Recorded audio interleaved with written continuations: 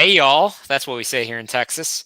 Welcome to the 30th episode of the We All Serve podcast. As always, I encourage everybody tuning in to make sure you are liking, sharing, rating, reviewing, giving us 5 stars on any platform that you are watching this on.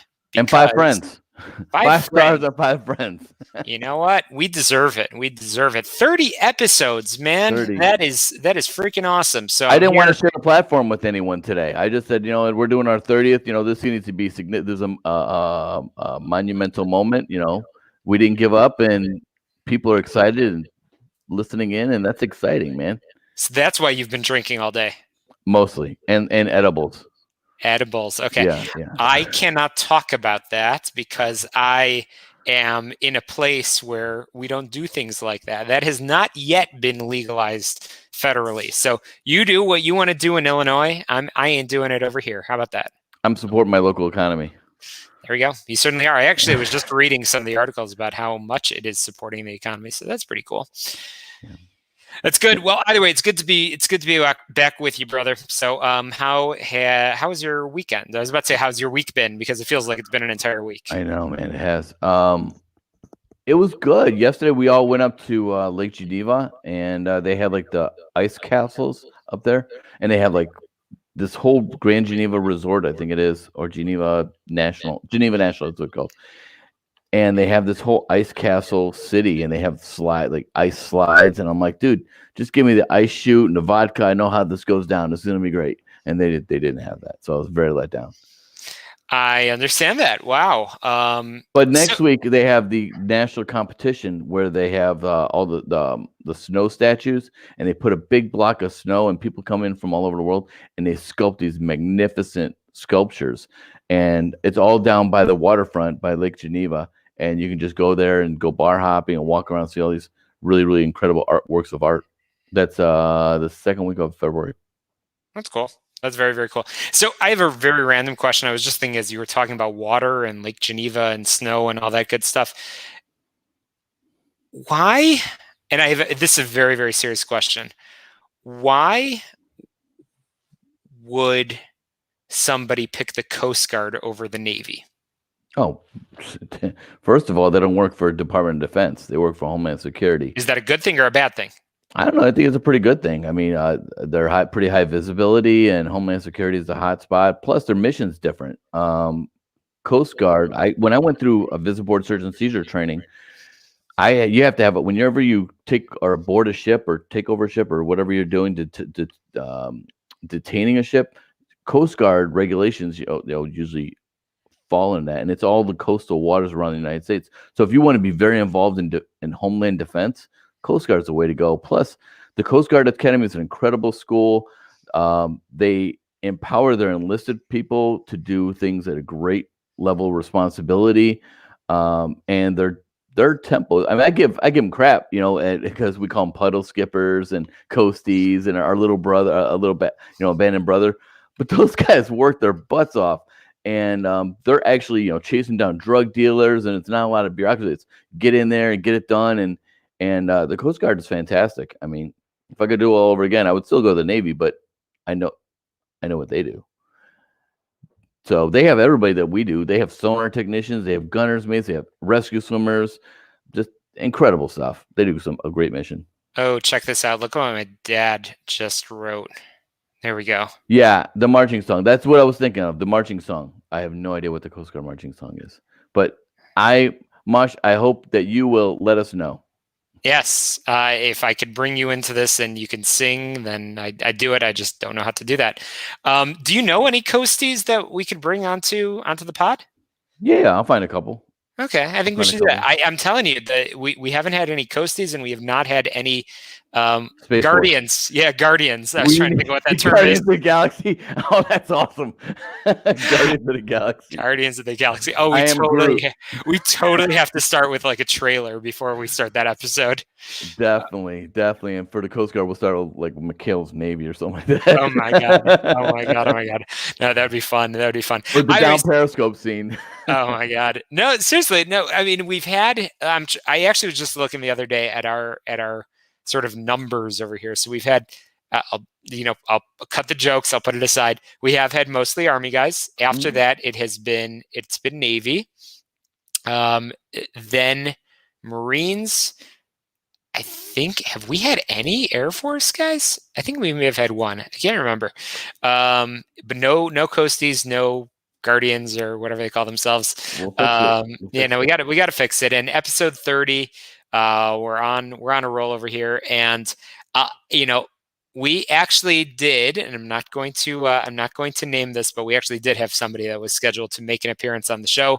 But listen, things come up. I will say that next week we've got a rock star who is a very close friend of yours, and I am privileged to call this gentleman a mentor of mine. His name is Steve Drumm, retired Navy SEAL, and Master Chief, absolutely Master Chief Navy SEAL. I don't know how to prioritize like in that category of titles and things like that. Navy SEAL, everybody sort of recognizes that title. Master Chief is certainly a rank that actually there's more people that should recognize Master Chief over Navy SEAL, but whatever, I'll put that aside. He is amazing, and I have to say a shout out to Stephen, and we'll talk about this next week. He really he gave hours and hours of time to me as a junior officer in talking about how to work with our enlisted counterparts, with our NCOs. And I am very, very grateful for that. Reservists don't get that. That's a great thing, because most reservists don't get that. They just kind of troll around their way of doing. And I tell you what, that in the Navy, the one thing that I cling to was being a chief petty officer, and they drilled it in our heads for 6 to 8 weeks. They called it initiation back then, transition. They changed the labeling, rebranded, because they didn't like some stuff was kind of like hazing or something. But the key at the root of it all was sailor and junior officer development. You are ranked, and eventually they changed the evaluation period report to reflect, did you lead and develop your people and your junior officers? And there's actually a line, junior officer development. And they take it really seriously, because those are the folks, that are going to be leading. They say, beware the lowly ensign. He grows up to be the mighty admiral. And somewhere along the lines, if you ask that admiral who impressed them, it was usually there was a Navy chief involved, and they really take it to heart. So it's great to hear that Steve Drumm kind of spent the time and invested in you, because you definitely got the best of the best right there, man. Oh yeah, absolutely. And I've tried to pay it forward and share it with some of my fellow officers as well, and it's important. It is really important. So I'm excited for that conversation next week. Have you seen his video on his website? He does there's a demo video. Yeah. He goes, there I was. You expect him to talk about Taliban and stuff. I had my keyboard. I was doing my PowerPoint presentation, and it's just hysterical. And I'm like, oh my gosh, I did not expect this to happen. So it's very entertaining. He's a very dynamic speaker. So I'm excited to have him on.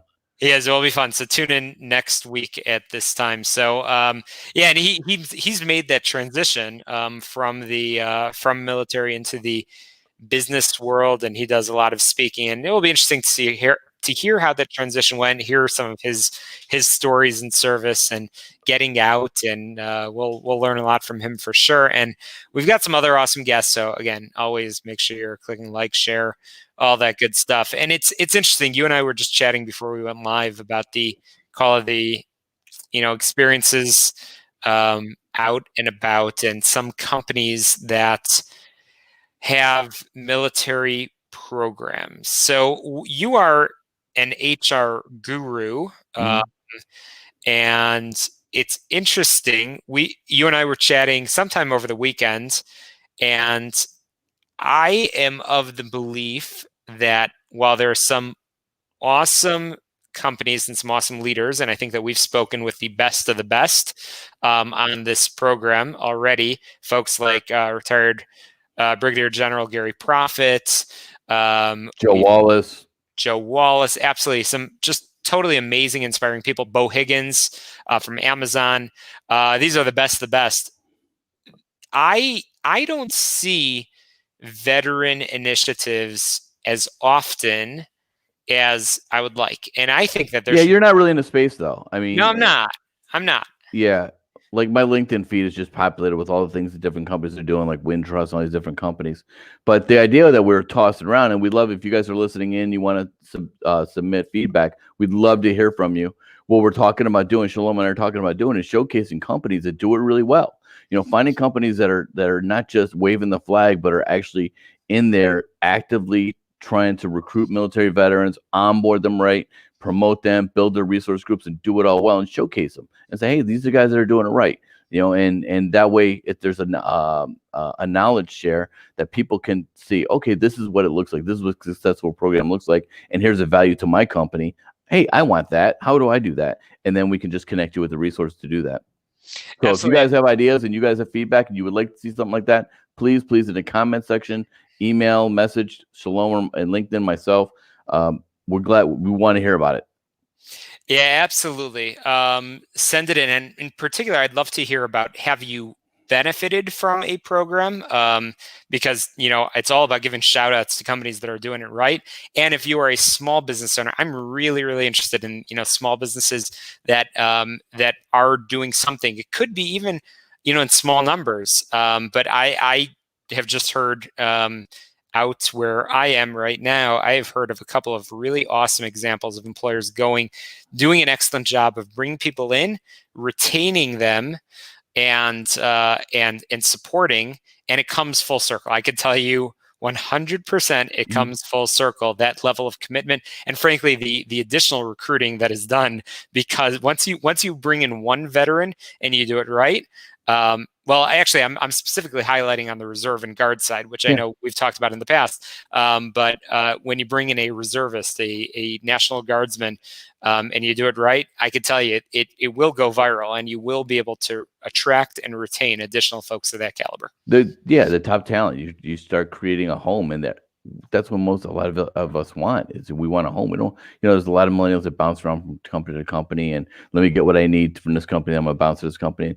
We just want a place where we can contribute and grow and develop and be appreciated and make a few bucks in the process. Yeah, totally. And by the way, shout out to last week's guest, Brandon Marty. So I actually literally just walked in the door probably about 5 minutes before going live over here, and I see a couple of boxes, and I'm like, oh boy, Ellie went on Amazon again. There we go. No, I'm just kidding. Ellie's tuning in. It's all good. And I saw a box, and it was from our friend Brandon, and he donated an awesome box of coffee for my Army unit, and we will be enjoying that, and amazing veterans roasted coffee. Super excited to share it with the team, and shout out to Brandon for all of the amazing things that you're doing. I cannot shout your praises highly enough. He was a great guest too. He was just a fun dude. I really like him. Just so multidimensional. But I want to talk about, like we're discussing, as far as the format, one thing we'll kind of wrap up with would be takeaways. But things that have happened during the week that we kind of went, oh man, like today we were at the gym. I was at the gym, and it's not like an stolen honor kind of thing, or stolen, what do they call it, stolen valor, when people are perpetrating like they're somebody. Yeah. So Scott and I, we're just friendly people, right? So we go. Scott, my partner in crime, Scott Hardesty, is a former Ranger, retired Master Sergeant Ranger, and he sees a guy with a hat, ball caps, the 75th Regiment. Now the guy's kind of a tubby, but so we like, maybe just a fan. But we're like, we're gonna go say hi. So we're at Planet Fitness. We kind of walk over. Hey man, didn't know if you served. Saw the hat. Kind of interested. And he said I was. And the guy got all paranoid. Like, I'm sorry, sir. I can put it away. I didn't mean to offend anybody. I was like, dude, it's just a hat. We ain't all that. It's okay. We just want to know, if you're one of us. That kind of thing. And that's just kind of how we are. And most veterans are like, oh yeah, man. Like the guy who's a manager at Planet Fitness. He's a Marine. And we bust his hump, and we tell him about Chicago veterans. He's a great guy, right? So there's just that click. So today, that was like last week. So today, there's a guy wearing like a SEAL team sweatshirt, right? And so like Steve Drumm, I know a bunch of the guys that are team guys and stuff, and I'm not. Those guys are crazy. I'm not crazy. I just want to see if this guy was crazy too. So Scott and I walk over, and I said, "Hey man, did you serve? Where'd you serve?" He goes, "Oh, I don't like to talk about it." Right? And I was like, okay, just letting you know I'm a retired guy, and just wanted to say hi to a brother. And he just ignored me and looked down. And I told Scott, and Scott goes, "Oh yeah, he's a perpetrator. He's a poser, man." He's like, "I wouldn't want to talk to us either." I was like, we'll call him out. It's hysterical. Yeah, That's awesome. that happened this morning. I was cracking up, and you know what? We just, I was trying to paint a picture. If you guys that are listening can think of a time, are there military guys out there that don't want to talk to other military guys and get the hell away from me? Like, I don't have time for you, because maybe I'm getting it wrong. Maybe someone takes off the uniform and they never want to talk to another veteran ever again. It's not me, but I'm curious if people are like that, if they just, are that bitter that they don't want to talk to somebody else that, donned the nation's cloth. So I'm just curious. I'm always curious about that. I could be wrong. It happens once in a leap year, but it happens. So actually today, so I'll share this, that one of the things, again, I'm on active duty right now, and so one of the things that I'm doing aside from my job is I have been leading Jewish services actually on the installation. Yeah, I saw that on LinkedIn. You posted something on LinkedIn. They were kind of excited that you got there. Yeah. No, it's awesome. It's a lot of fun, and it feels good. It feels good to provide resources, especially getting close to Passover and all that. So it's great. I'm not a rabbi. For people that normally wouldn't have had someone to lead their spiritual faith, Yeah, so I've been awesome. certified as a it's called the DRGL, so a lay leader. So this morning, lay leader, yeah. So this morning I took a couple of minutes and I had coffee with a old timer, and he was the one that called him that, so I don't feel bad. He called himself that, and an old timer and a veteran that previously had been leading some of the services and some of the programs, and I was talking to him, and so I was asking him his story. I said, "Oh, so when did he retire?" He told me. I said, "Oh, and what was your MOS? What was your job in the Army before you retired?" And he said, "Oh, I can't talk about it." So there are times where there is the secret squirrel stuff, and again, I didn't probe. But he says I signed a paper when I got out that I couldn't talk about it. So.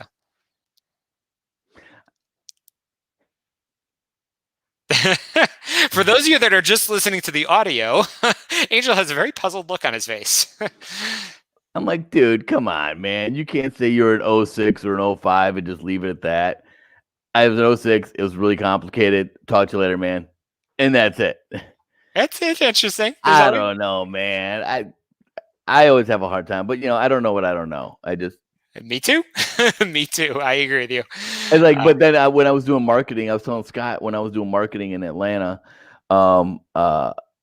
we would go on these different events for Talladega, and then we go to these different events. And there was always some guy that was a poser guy that was coming out, and he's like, "I was a Marine Corps Raider, sniper, SEAL, Green Beret." I was like, got it. Okay, sure. And I had to look at my buddies like, yeah, bar's over here. We'll just sort that out later. Yeah, all of that. You're fabulous, man. You are just damn. Demi Moore is just wanting to be like you. That's funny. Well, it's interesting. Learn something new every day. You meet interesting people. My goal in life, and I mean this, all kidding aside, is I have probably found between 5 and 10 people in my life so far that I have walked away from, and I've not learned anything from them. There's a lot of interesting people. There are almost all good people, and then certainly in the world of service, I may not love everybody, but you are my family. You are my brothers. You are my sisters. And bottom line, we look out for each other and we take care of each other. And at least until I get some of that bread. Yeah. I'm holding out. I'm gonna be Shalom's friend until I get some of that bread from you and Allie. Absolutely. Is it Ellie or Allie? Ellie. Eli. Eli. Got it. Ellie. Yeah, you got it. It's all good. Yeah. Hey, I want to talk about something that takeaway that our brothers and sisters could take away from the cast. And one thing I was talking to a couple of people. They get really, they email me and they're getting frustrated with people, like either companies that they don't call them back, or the recruiters don't call them back, or they get ghosted, or they feel like they're being a pest. And I wanted to just give you some tips and things. And Shalom, you've been in business for a while, and you can echo this, or please chime in. First thing is, some people are not going to call you back. And there's a lot of reasons why that happened. Jim Veslupos was great about telling me this. He's like, there's only one of you. You got to figure it. They have all these fires to put out. So you asking them, what's up, that's going to be a small blip on their radar unless there's a really, really big reason for them to answer you. So my thing is, I kind of like, I'll send someone an email, and then I'll send us the second email saying, hey, you know what? I had a follow up on my tickler, my tracker to follow up with you today. Just want to let you know, not trying to be a pest, but just letting you know that I want to reach out and connect with you. And today, that happened last week, and I didn't hear from them a week. And then today I sent 2 emails saying with that exact verbiage, and like, oh man, we totally forgot. Thank you so much. And we really want to get that meeting scheduled. So that happens. And just, if you're being persistent 2-3 times a week, whatever, but be really responsive when they ask you for stuff. Don't be the one that's don't make them wait on you. That's not a good brand and good reputation set. Second thing is, people are always going to ghost you. I have sat down with 2, 3, 4 meetings with companies, gone through exhaustive measures to put a proposal together, only to get ghosted. And it happens. You don't know what happens in that company. And you know what? You can sit there and spend all your day wondering what I do wrong. The only thing you can really do is, 1, use your network to find out through the back channels what might have happened. Or 2, spend your energy elsewhere where it's going to be appreciated and more constructive, and work on something else. I have a ton of proposals that I've drafted for different companies that are not a waste of time, because I can pick from them and use them for future work. So don't ever think it's a waste of time, or the world is kind of spun downward. And the most important thing that veterans deal with is, when you transition, is you take it personal. We take it personal. If someone doesn't return my call, I'm used to, like, this person, I've been in this long, and I'm used to people responding to me, because that's kind of what military guys do. But if they don't respond to you, it's no reflection on you as a person. It is absolutely not a reflection. And that's one thing that I used to do when I was first rolling over, is I would like turn it inside and think that I was bad, or something was wrong with me, or I wasn't enough, or I was missing something, or I don't know, a number of things. Second guessing what I said during the dialogue or the exchange. Did I offend him? Was I too friendly? Was I not friendly enough? And you know what? Be your authentic self, and know that some people are just going to be like that. Yeah, agreed. I absolutely agreed. No, that's great advice. It's good advice, and it's not just for veterans. Honestly, it's for everybody out there. But for all of you that have gone through the transition, share your advice. Get in touch with Angel or myself. LinkedIn is probably the best way, and definitely, connect with us. Send us a message. Tell us you're tuning in. Or feel free, again, put it in the comments. We'll be back next Monday with our buddy Steve Drumm, retired Master Chief and Navy SEAL, and it'll be a fun conversation. So, Angel, anything else that we need to talk about before we wrap up? Nope. Just please, this is our show. Like you always say, Shalom, this is our show, and we want to provide as much value and as much insight, and reduce the amount of ass pain we all have to take. So anything you guys want to see, anyone you want to see, let us know, and we'll make the ask. Yeah, I love it. And always looking for interesting people. So veterans, if there's been somebody that has inspired you, especially in the workforce, in your job search or anything like that, share it with us. We'll either give them a shout out, or maybe even a future guest. So appreciate everybody tuning in. It's been fun. Episode number 30. Episode 31 will be back next Monday with our buddy Steve Drumm. We've got some great conversations in store. So, Angel, I will talk to you soon, my friend. And looking forward to Have a great week. Be safe. Yeah, absolutely. Make sure you like, share, rate, review, all that good stuff. Hey, tell me about your sweatshirt. You were supposed to tell me about your sweatshirt. Oh yeah, because your sergeant major wanted you to wear it or something. Oh, no, that was something else. That was Okay. Sergeant Major, something else. I have my zip ties for him. Okay. But no, this is my MP sweatshirt. It's just Oh. my comfy sweatshirt. No story behind it. No. Don't speed on post. We'll catch you. I have zip ties for my Sergeant Major. That sounded all kinds of dark. Okay. And we're just gonna leave it there. Call it a Good wrap. talk. Have a good day. You too. Shalom. Bye.